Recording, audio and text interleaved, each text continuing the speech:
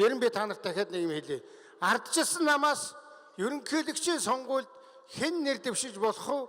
Тэрнийг хэзээ яаж хорлож буудах уу гэдгийг бол 2 жилийн өмнөөс ихэлсэн ажил шүү. Ганцхан Баттуулагч биш. Тэрэнд бол олон хүн өртсөн байна. Тийм учраас ерөнхий сайдын хувьд би та бүхэнд хариуцлагаар хэлэхэд одоо ямар ч юм босоог байна гэдэг байгаа. Би ер нь одоо түрүү хэлсэн үнээгнээс ойлголоо. Би очиод би ерөнхий сайдын хувьд төмөр замыг очиж газар дээр нь тэр боссон далангуудыг үзсэн бичлэгийг бол би дахиж гаргаж тавих юм байна. Ардын намын сайд сая очиод үзээд төмөр замын 5 долгоогоос гашуун сухад явсан төмөр замын 86% нь биелсэн байна гэж ингэж хэлсэн байна. Тийм учраас ийм ор үндэсгүй юм ярьдгийг бол зогсоох хэрэгтэй.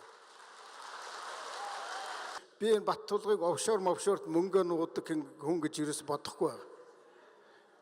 Бараг та бидний нүдэн дээр харин юма хийдэм биш үү? Тэнд нэг талхч ихээр тэнд нэг Чингисийн хөшөө, тэр Чингисийн хөшөөний урдтал дээр ямар ч хоббитэй хүн мэдэхгүй нэг 13 дугаар зуун гэдээ бас нэг хэдэн гэр барьчихсан үзээд. Хөөе, би та нарт энэ улс төрд 27 жил явсан өнөөд хэлчихье.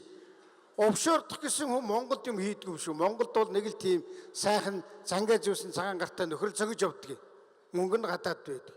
Би тэгэж огт бодохгүй байна. Тийм учраас би Баттуулгын дээр бол итгэж байна. Үнэхээр юм хийх гэж зүтгэсэн Монголынхаа төлөө гэсэн сэтгэлтэй хүн тэгээд бас өсөж магадгүй гэдэг суманд оногдчихсан явж байгаа хүн шүү дээ. Өөр юм байхгүй. Сайн дэмжээрэй. Зоригтой дэмжээрэй, итгэлтэй дэмжээрэй гэж би та бүхэнд хэлье.